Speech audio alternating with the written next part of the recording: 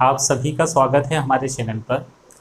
तो हमारी जो सीरीज चल रही है जेल प्रहरी 2020, इसमें हमने कुछ पेपर डिस्कस कर चुके हैं और अभी फ़िलहाल हम डिस्कस आज करने वाले हैं 1 अक्टूबर 2018 का सेकंड शिफ्ट का पेपर। इसके बच्चों हमने 10 क्वेश्चन देख लिए हैं, तो आने वाले जो क्वेश्चन नंबर 11 से आज हम शुरू करेंगे, मतलब बाकी के 10 क्वेश्चन आज हम कंप्लीट करेंगे। तो आपने पेपर सामने रख लिया है उम्मीद है। चलिए हम क्वेश्चन नंबर 11 से शुरू करते हैं। देखिए क्वेश्चन क्या बोलता है। क्वेश्चन नंबर 11, 75% धन खर्च करने के बाद रितिका के पर्स में 750 रुपये शेष हैं। ज्ञात करें कि मूल रूप से उसके पास कितनी धनराशि थी। तो देखिए काफ़ी आसान क्वेश्चन है। आज का हमारा क्वेश्चन नंबर फर्स्ट होगा और सेट का होगा क्वेश्चन नंबर 11, है ना। ठीक है, तो क्वेश्चन में बोला है कि रितिका के पास हमें बताना है टोटल पैसा कितना था। अब मैंने आपको पहले भी ये बात बताई है कि जब हम परसेंट में बात करते हैं तो बच्चों जो भी टोटल पैसा होगा रितिका के पास इनिशियल, उसको हम क्या मानेंगे, 100%। तो हमने मान लिया कि जो रितिका के पास पैसा था वो 100% था और उसने कितना खर्च कर दिया, 75% खर्च कर दिया। और यदि वो 75% 100 में से खर्च कर देती है तो मुझे बताइए कि उसके पास बचेगा कितना। तो आप बोलेंगे उसके पास बचेगा 25%। हर चीज़ को हम 100% मानते हैं, चाहे व्यक्ति की इनकम हो, चाहे किसी पॉपुलेशन की हम बात करें, नंबर ऑफ इलेक्शन में वोट की बात करें, किसी भी चीज़ की जब आप बात करेंगे तो वो हमेशा 100% होती है। तो जो इनकम थी उसकी टोटल 100% थी, 75% यदि वो खर्च कर देती है तो उसके पास पैसा कितना बचा है, 25%। और आगे लिखा है कि उसके पास पर्स में 750 रुपये शेष बचते हैं, है ना। पर्स में कितने रुपए शेष बचते हैं, 750 रुपये। तो ये जो 750 रुपये है ये कितने परसेंट की वैल्यू है बच्चों, 25% की। हमसे पूछा है कि इसके पास टोटल पैसा कितना था। तो 750 यदि 25% है तो वैल्यू के नीचे क्या लिखते हैं, उसका परसेंट, इसके नीचे परसेंट हो जाएगा 25। और क्या पूछा है, टोटल, मतलब किसका मल्टीपल होगा, 100 का। 25 से कट रहा है कितनी बार, 3 बार, और 3 × 100 मतलब क्या हो जाएगा हमारा आंसर, 3000। तो यदि ये पूछा जाता कि उसके पास टोटल पैसा कितना है, हालांकि यही पूछा है, तो आंसर हमारा आ जाएगा 3000। ठीक है, काफ़ी आसान क्वेश्चन था। चलिए बढ़ते हैं क्वेश्चन नंबर 12 पे।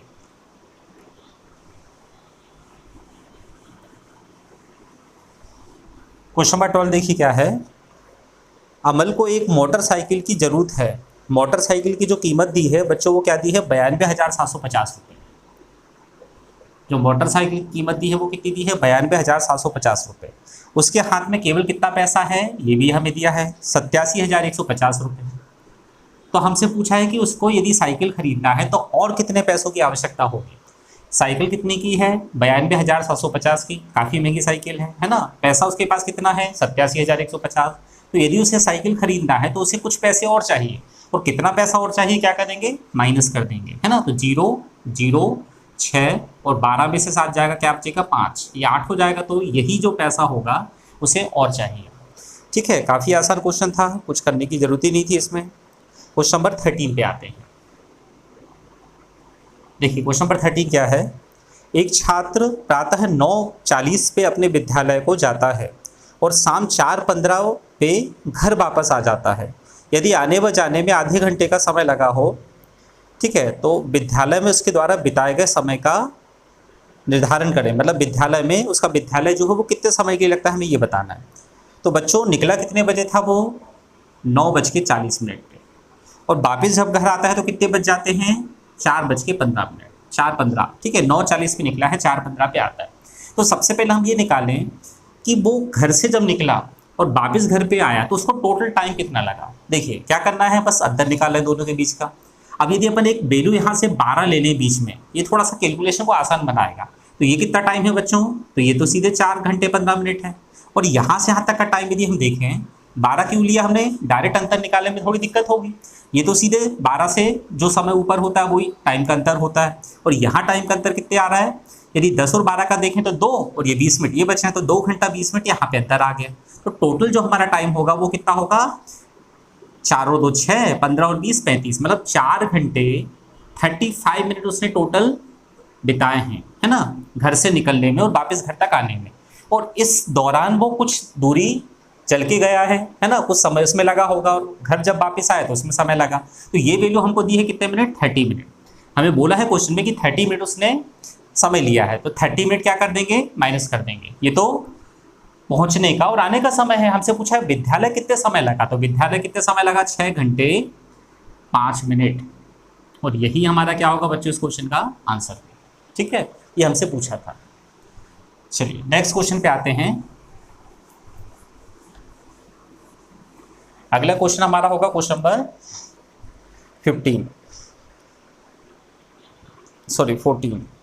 देखिए 14 क्वेश्चन ये है, एक 3 अंकों वाली संख्या में दहाई का जो अंक है सैकड़े के अंक का 3 गुना तथा इकाई का अंक सैकड़े के अंक का 4 गुना है ना। इसके अलावा सभी अंकों का योग भी आपको दिया है 16। हमसे पूछा है संख्या ज्ञात करना है।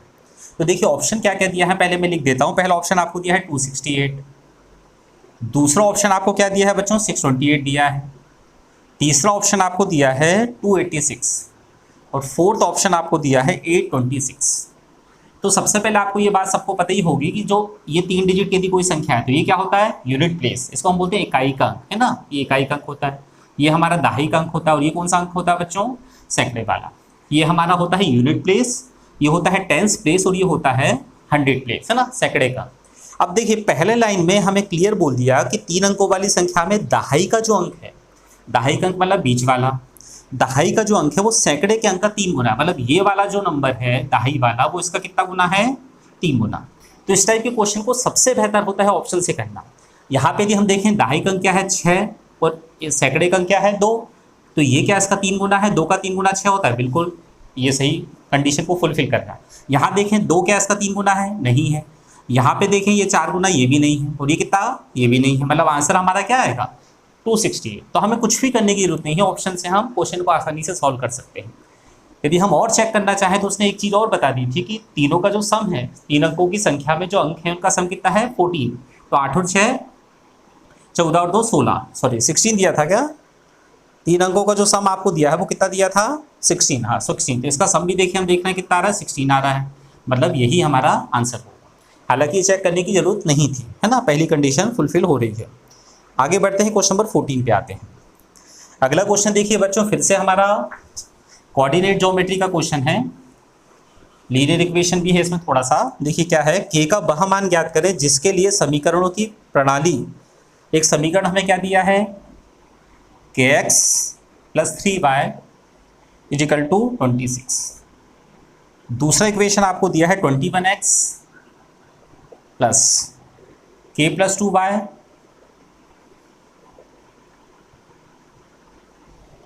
= 71 + k। ठीक है, तो ऐसा क्वेश्चन हमने पिछले सेटों में भी देखा था, एक क्वेश्चन आया था, हमें बताना है कि k के असीमित कई हल होंगे, मतलब k का वह मान बताना है जिसके लिए इन दोनों इक्वेशन के असीमित हल होंगे। ठीक है, हमारा जो इक्वेशन होता है वो किस फॉर्म में होता है, पहले भी मैंने आपको बताया है a1x + b1y + c1 = 0, और दूसरा क्या होगा a2x + b2y + c2 = 0। ठीक है, अब मैंने आपको पहले भी ये बताया था कि इसके 3 सॉल्यूशन निकलते हैं। फिलहाल हमसे क्या पूछा है कि इसके k का मान ऐसा बताना है जिसमें क्या हो अनंत सॉल्यूशन हो, इनफाइनाइट सॉल्यूशन हो, असीमित हल हो, मतलब बहुत सारे इसके मान होने चाहिए। और बहुत सारे मान होने के लिए कंडीशन कौन सी फॉलो होनी चाहिए बच्चों, a1/a2 = b1/b2 = c1/c2। ठीक है, मतलब हमें a1 से a2 का जो रेशो है, b1 से b2 का जो रेशो है और c1 से c2 का जो रेशो है वो तीनों बराबर होना चाहिए। तो एक तरीका क्या होगा बच्चों कि आप वैल्यू रख दें, सॉल्व कर लें, मगर ये भी ऑप्शन से यदि हम देखें तो देखिए बहुत आसान हो जाएगा। ऑप्शन यदि हम देखें तो ऑप्शन क्या कह दिया है आपको, यहाँ लिख देता हूँ मैं, ऑप्शन दिया है 9 7 6 और 0, 9 7 6 और 0, ये हमें 4 ऑप्शन दिए। तो यदि हम पहला ऑप्शन देखें, यहाँ पे यदि अपन 9 रखें, के की जगह यदि हम 9 रखें तो के मतलब a1 के है, ठीक है, ये 21 है, तो यहाँ पे यदि 9 आएगा और यहाँ 21 आएगा, तो 9 और 21 का यदि हम रेशो निकालेंगे 3 से कटेगा तो ये 3 और ये कितनी बार 7 बार, तो ये 3:7 बनेगा, है ना। अब यहाँ पे देखिए यदि इसका रेशो 3:7 है a1 a2 का, तो b1 b2 का भी क्या आना चाहिए 3:7 आना चाहिए, है ना, 3:7 आना चाहिए, और c1 c2 का भी क्या आना चाहिए 3:7 आना चाहिए। अब हम b1 b2 को देखते हैं, b की वैल्यू क्या है यहाँ पे, b1 की 3, यदि हम ऑप्शन के अकॉर्डिंग 9 ले रहे हैं तो 9 और 2 11, तो क्या ये रेशो बन रहा है, नहीं बन रहा है ना, तो हमारा ऑप्शन 9 नहीं होगा। बाकी c1 c2 को चेक ही नहीं करना है, ठीक है, क्लियर हो रहा है। अब दूसरा ऑप्शन है हमारा 7, यदि हम 7 वैल्यू यहाँ पे रख के देखें के की जगह 7, तो 7 और 21 का रेशो क्या बनेगा बच्चों 1:3, ये रेशो बनेगा, है ना। यदि हम यहाँ पे b1 b2 का रेशो निकालें तो ये तो 3 है, और यहाँ पे क्या हो जाएगा 7, 7 + 2 कितना होता है 9, और 3 9 का रेशो भी क्या बन रहा है 1 3 बन रहा है। तो A1 A2 और B1 B2 का रेशो बराबर हो गया। इसको भी चेक कर लेते हैं। C1 की वैल्यू क्या है यहाँ पे 26 है ना, ये आके इस तरफ माइनस हो जाएगा, माइनस तो कट ही जाना, ये भी माइनस हो जाएगा, 26 है। और यहाँ पे देखें यदि अपन 7 और 71 कितना होता है 78 है ना, तो ये रेशो भी हमारे पास कितना आ रहा है 1:3। तो तीनों ही कंडीशन हमारी A1 A2 B1 B2 और C1 C2 क्या रेशो दे रहे हैं 1:3 1:3 1:3। तो हमारा आंसर क्या होगा बच्चों 7 हो जाएगा। ठीक है, और यदि इसको लिख के सॉल्व करना है तो वो भी देखिए पॉसिबल है, वो भी मैं आपको बता देता हूँ। यहाँ हम देख लेते हैं इसको। हमें क्या करना है k का मान निकालना है। तो k के मान के लिए हम क्या करते हैं A1 A2 और B1 B2 ले लेते हैं। A1 की वैल्यू क्या है यहाँ पे k है, बटे में क्या हो जाएगा 21 हो जाएगा है ना, बराबर B1 की वैल्यू क्या है बच्चों 3 है, और यहाँ पे क्या जाएगा k+2 हो जाएगा। क्लियर है। अब क्रॉस मल्टीपल जब आप करेंगे तो देखिए क्या हो जाएगा, k का मल्टीपल होगा यहाँ पे तो हो जाएगा k² + 2k, डायरेक्ट लिख देता हूँ मैं, 21 × 3 63, तो बराबर में क्या आ जाएगा 63 आ जाएगा। हमें क्या दिख रहा है ये वर्ग समीकरण बन रहा है ना, क्वाड्रेटिक इक्वेशन। तो ये 63 यहाँ पे काय में आएगा बच्चों इस तरफ आ जाएगा, और बराबर में क्या हो जाएगा 0। ये क्या बन गया वर्ग समीकरण बन गया, जो आपको सॉल्व करते अच्छे से आता होगा है ना। इसको मैं यहाँ से मिटा देता हूँ थोड़ा सा। अब देखिए, अब जब हम इसको सॉल्व करेंगे है ना, k² + 2k - 63 को सॉल्व करेंगे तो ये किस फॉर्म में होता है आपको शायद पता होगा, ax² + bx + c के फॉर्म में होता है। हम किसको ब्रेक करते हैं बच्चों b को ब्रेक करते हैं। b को ऐसे ब्रेक करना है, b की वैल्यू क्या है यहाँ पे 2, तो आपको 2 को ऐसे ब्रेक करना है कि a और c का हम क्या करते हैं मल्टीपल। a की वैल्यू क्या है यहाँ पे 1 है और c की वैल्यू -63 है, तो हमें मल्टीपल करने के बाद क्या लाना है -63 लाना है। a और c का मल्टीपल होता है, मल्टीपल करने पे -63 आए और प्लस करने पे 2 आए, तो कैसे तोड़ेंगे इसको +9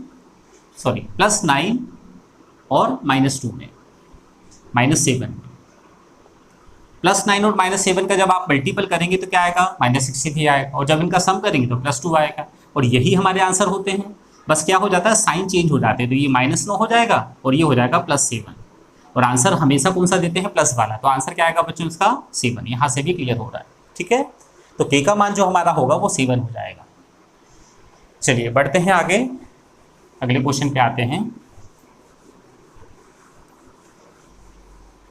ऑप्शन से भी बहुत सारे क्वेश्चन आप आसानी से सॉल्व कर सकते हैं, मतलब जो क्वेश्चन ऐसा लग रहा है कि थोड़ा सा लेंदी है, हालांकि ये लेंदी नहीं था, मगर ऑप्शन भी बहुत अच्छी मेथड होती है सॉल्व करने की। देखिए क्वेश्चन नंबर 16, हमें क्या बताना है, एक संख्या हमको दी है 3234 310641, इसका हमको वर्गमूल बताना है। पहला ऑप्शन जो आपको दिया है वो कितना दिया है 56871, दूसरा ऑप्शन आपको दिया है 68497, तीसरा ऑप्शन हमें दिया है 1999, और 4 ऑप्शन आपको दिया है 38973। देखिए बच्चों, इस क्वेश्चन को भी हम सबसे अच्छा बेहतर तरीका है ऑप्शन से सॉल्व करना है ना, तो ऑप्शन से हम सॉल्व करेंगे। हमें इसका क्या निकालना है वर्गमूल निकालना है। इसका मतलब क्या होता है थोड़ा समझ लीजिए कि ये किसी नंबर का स्क्वायर है, ये जो है ये किसी नंबर का वर्ग है, स्क्वायर है, और हमें ये बताना है कि ये किसका स्क्वायर है। ठीक है, अब देखिए यहाँ पे लास्ट में क्या आ रहा है, जब भी आप इसको रूट निकालते हैं, क्यों रूट निकालते हैं, तो आप फोकस करिए यूनिट प्लेस पे, तो यहाँ पे 1 आ रहा है। और एक बात आपको ये पता होगी कि यदि स्क्वायर करने के बाद 1 आ रहा है तो ये तभी पॉसिबल होगा जब नंबर का लास्ट का जो डिजिट है, जो ओरिजिनल नंबर होगा उसका लास्ट का डिजिट या तो 1 होगा है ना, 1 का स्क्वायर करेंगे तो भी क्या आएगा 1 आएगा, या फिर किसी नंबर का लास्ट का डिजिट यदि 9 है, किसी भी नंबर का लास्ट का डिजिट यदि 9 है तो भी स्क्वायर करने पे क्या आएगा 81, मतलब लास्ट में 1 आएगा। तो 1 आना पॉसिबल तभी होगा बच्चों कि नंबर का ओरिजिनल नंबर का यूनिट प्लेस या तो 1 हो या तो 9 हो। तो 1 होगा बिल्कुल, ये हो सकता है, 7 तो हो नहीं सकता, ठीक है, 9 भी हो सकता है, और 3 करने पे 9 आता तो ये भी नहीं हो सकता। मतलब हमारे 2 ऑप्शन तो हट गए, सेकंड और 4, क्या बचा 1 और 3, इसमें से कुछ एक होगा। ठीक है, अब देखिए यदि हम इसको थोड़ी देर के लिए 2000 भी माने, ये 1999 को यदि हम थोड़ी देर के लिए क्या माने 2000 माने, और जब आप इसका स्कोर करेंगे तो 2 का स्कोर 4 होता है, 3 जीरो हैं क्वेश्चन में, तो स्कोर करने पे कितने होंगे 6। तो ये कितना हो गया बच्चों, ये कितने डिजिट का नंबर है मत पढ़िए आप, कितने डिजिट का नंबर हो गया, 3 और 3 6 और एक 60 डिजिट का, मतलब जब आप 2000 मान के स्कोर कर रहे हैं तो 7 डिजिट आ रहे हैं, और यहाँ डिजिट देखिए 4 4 8 काफ़ी ज़्यादा डिजिट है ना, तो नंबर और ज़्यादा बड़ा होगा, तो ये भी पॉसिबल नहीं है। क्या होगा नंबर हमारा 5687। क्लियर है, काफ़ी आसान क्वेश्चन था ये भी, और ये भी हमने ऑप्शन से जल्दी से सॉल्व कर लिया। ठीक है, हालांकि आप यदि चाहें तो इसका स्क्वायर रूट भी निकाल सकते थे, उसकी हम क्लास 1 लेंगे, है ना, तो आप अच्छे से सीख पाएंगे। आते हैं क्वेश्चन नंबर 17 पर। निम्नलिखित में से कौन सा एक पूर्ण घन नहीं है? हमें ये बताना है कि इनमें से ऐसा कौन सा नंबर है जो परफेक्ट क्यू नहीं है। तो 343 के बारे में सबको पता है, 7 का क्यू होता है। 27,000 एक नंबर हमें दिया है, ये भी परफेक्ट क्यू है। नेक्स्ट हमको दिया है 80,000, ये परफेक्ट क्यू नहीं है ना। और एक दिया है 64,000। तो देखिए, यदि हम थोड़ी देर के लिए जीरो को इग्नोर करें तो 64 किसका क्यू होता है आपको पता है, 4 का। किसका? 4 का, है ना। और 3 जीरो यहाँ पे हैं तो ये परफेक्ट क्यू होगा। एक बात बच्चों ध्यान रखिएगा कि जब किसी नंबर में क्यू करने पे भी जीरो आ रहा है तो नंबर जो ओरिजिनल है उसमें भी जीरो होगा, और जीरो क्यू करने पे हमेशा 3 के मल्टीपल में चलेंगे। मतलब नंबर का जब आप क्यू करेंगे और यदि नंबर में जीरो है तो आंसर में या तो 3 जीरो होंगे या 3 के मल्टीपल में होंगे, 6 हो सकते हैं, 9 हो सकते हैं, कभी भी 4 नहीं हो सकते। तो ये तो देखते ही से हट गया। देखिए यहाँ 3 जीरो है, यहाँ 3 जीरो है ना, तो ये भी क्यू है, ये भी क्यू है, ये भी क्यू। हमसे पूछा कौन सा क्यू नहीं है, तो हमारा आंसर क्या आएगा बच्चों? 8,000, है ना। नहीं पूछा है तो हमारा आंसर आ जाएगा 80,000, 80,000। ठीक है, काफ़ी इजी क्वेश्चन था ये वाला भी। क्वेश्चन नंबर 18 पे आते हैं। देखिए क्वेश्चन नंबर 18 क्या है, वही सिंप्लीफिकेशन का क्वेश्चन है, आसान सा क्वेश्चन है, लिख लेते हैं इसको अपन। 7 × 10⁴ plus 6 × 10⁻³ plus 5 × again 10⁻³ plus 4 × 10⁻1 plus 5 × 10⁻0 और प्लस 3। संख्या ज्ञात करें और उसका मानक रूप में लिखें। तो ऑप्शन थोड़ा हम देख लेते हैं पहले। एक ही ऑप्शन जो है वो आपको, मतलब फर्स्ट वाला, वो आपको नंबर के फॉर्म में दिया है, बाकी 10 की पावर में दिया है ना। देखिए सॉल्व करना पहले शुरू करते हैं अपन। सबसे पहले इससे आप घबराए मत कि ये पावर है तो कुछ नहीं होता। मैंने पहले भी आपको शायद बताया है, लास्ट क्लास में बताया था मैंने, कि यदि 10 लिखा है 10, तो 10 की पावर जितनी होती है, जैसे यहाँ पे 10 की पावर क्या है 4, इसका मतलब 1 के बाद 4 जीरो आएंगे। तो ये कितना हो जाएगा 7, और 1 के बाद कितने जीरो? 4 जीरो। ठीक है, ये कितना हो जाएगा 6 के बाद 10 की पावर 3 मतलब 3 जीरो।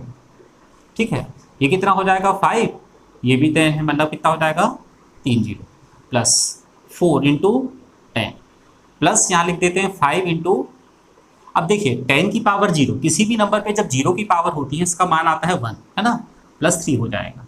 तो ये कितना हो गया बच्चों? 7 के बाद कितने जीरो? 7 × 7, 4 जीरो लगेंगे, 1 2 3 4। ये कितना हो जाएगा 1 2 3 6,000। ये कितना हो जाएगा 5,000। मैं सबको ऐड करते जा रहा हूँ। ये कितना हो जाएगा अपना 4 × 10 40, 5 और ये कितना 3। सबको ऐड यदि हम करें, सबको जब आप ऐड करेंगे तो ऐड करने पे देखिए क्या आ रहा है, लास्ट में क्या आएगा 8, यहाँ पे कितना है 4, यहाँ कितना है 0, 5 6 11 का 1, 7 और 1 8, मतलब आंसर आ गया हमारा 81,048। मगर इस तरीके से कुछ हमें ऑप्शन में नहीं दिया है। ठीक है, पहला ऑप्शन इस तरीके से है मगर वो तो टोटल अलग है 76,548, तो वो तो नहीं होगा। मतलब हमें 10 की फॉर्म में कन्वर्ट करना है, और सभी में आप देख रहे हैं मल्टीपल में 10 की पावर 4 है ना। तो हम सबसे पहले 10 की पावर 4 मतलब होता है 10,000, तो यहाँ पे हम क्या करें 10,000 का मल्टीपल कर देते हैं। मगर यदि हमने ऊपर 10,000 से मल्टीपल किया है तो नीचे भी क्या करना पड़ेगा, 10,000 का जिस नंबर का ऊपर गुणा उसी का नीचे गुणा, है ना, इससे कोई फर्क नहीं पड़ता। ठीक है, अब देखिए जब आप 10,000 से इसको क्रॉस करेंगे तो ये क्या हो जाएगा, यहाँ पे दशमलव के बाद 4 डिजिट आएंगे 1048, ये सॉल्व हो गया। और इसका मतलब क्या होता है 10 की पावर 4, और यही हमें ऑप्शन में दिया है। किस ऑप्शन में दिया है? ऑप्शन नंबर सेकेंड, है ना। तो यही हमारा आंसर हो जाएगा 8.1048 × 10 की पावर 4। ठीक है, चलिए आगे बढ़ते हैं और देखते हैं अगले क्वेश्चन पे आते हैं 19 पे। ये भी सिंप्लीफिकेशन का क्वेश्चन है।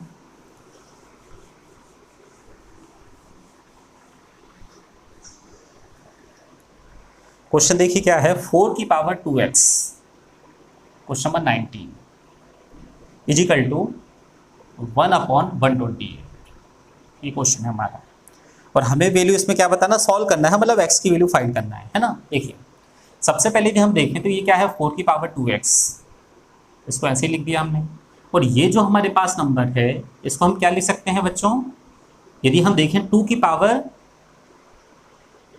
पावर यदि हम देखें तो 2 की पावर 2 कितना होता है 4, 2 की पावर 3 कितना होगा 8, 2 की पावर 5 32 होता है, 2 की पावर 6 क्या होगा 64, और 2 की पावर 7 जो होता है, ये आपको याद होना चाहिए अच्छे से, 2 की पावर जो 7 होता है वो क्या होता है 128 होता है, लिख सकते हैं ऐसा, ठीक है। अब हमने क्या किया, देखिए 4 की पावर ये 2x है, चलिए लिख देता हूँ मैं, 4 की पावर क्या है 2x है, और यदि हम यहाँ देख रहे हैं कि यहाँ 2 है, हमें x की वैल्यू निकालना है।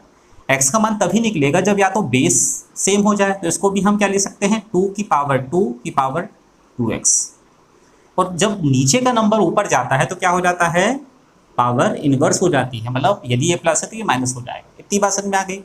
इसको और सॉल्व करेंगे यदि हम, तो 2 की पावर 2 क्या हो जाएगा 2 की पावर 4x, और ये कितना है अपने पास 2 की पावर -7। यदि बेस हमारा यहाँ पे सेम है तो हम पावर को सीधे कंपेयर करके सीधे बराबर में रख सकते हैं, मतलब 4x की वैल्यू यहाँ पे क्या होगी -7, तो x की वैल्यू यहाँ से क्या आएगी बच्चों -7/4, और यही हमारा क्या हो जाएगा आंसर। क्या किया है देखिए एक बार और, 128 का मतलब 2 की पावर 7 होता है। अब ये 2 की पावर 7 ऊपर जाके क्या हो जाएगा 2 की पावर -7, ये 4 था, 4 को भी हम 2 की फॉर्म में कन्वर्ट करेंगे तभी हम x की वैल्यू फाइंड कर पाएंगे। तो 4 को लिखा 2 की पावर 2, पावर के ऊपर पावर है तो मल्टीपल होता है, तो 2 2 जा 4, ये हो जाएगा 4x, और ये 2 की पावर -7। अब बेस यदि सेम है तो पावर को हम सीधे इक्वल करके x की वैल्यू निकाल लेंगे यहाँ पे, जो क्या आ गई -7/4, ठीक है। चलिए लास्ट क्वेश्चन पे आते हैं, क्वेश्चन नंबर 20।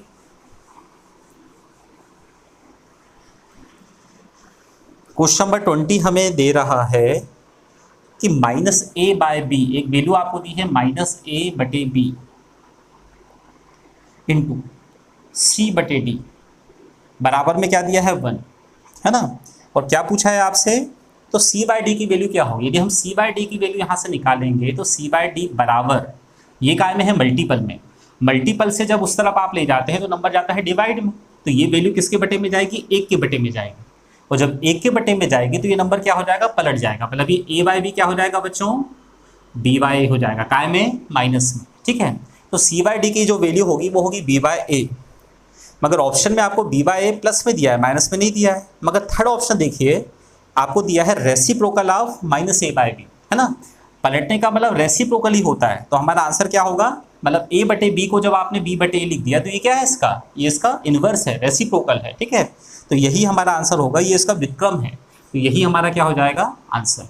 कौन सा ऑप्शन, ऑप्शन नंबर 3, ठीक है, -a/b का व्युत्क्रम। तो बच्चों ये चीज़ आपने जो देखी है मैथ्स के 2018 के सेकंड शिफ्ट के, हमने पूरे क्वेश्चन डिस्कस कर लिए हैं, है ना। तो आप देख पा रहे होंगे कि क्वेश्चन का लेवल ज़्यादा कुछ विशेष नहीं है, बस ज़रूरत किसकी है, प्रैक्टिस की है ना। तो आप एक बार पूरे क्वेश्चन एक बार और रिवाइज करिएगा, अगले वीडियो में हम मिलेंगे, नेक्स्ट पेपर हम डिस्कस करेंगे। Thank you.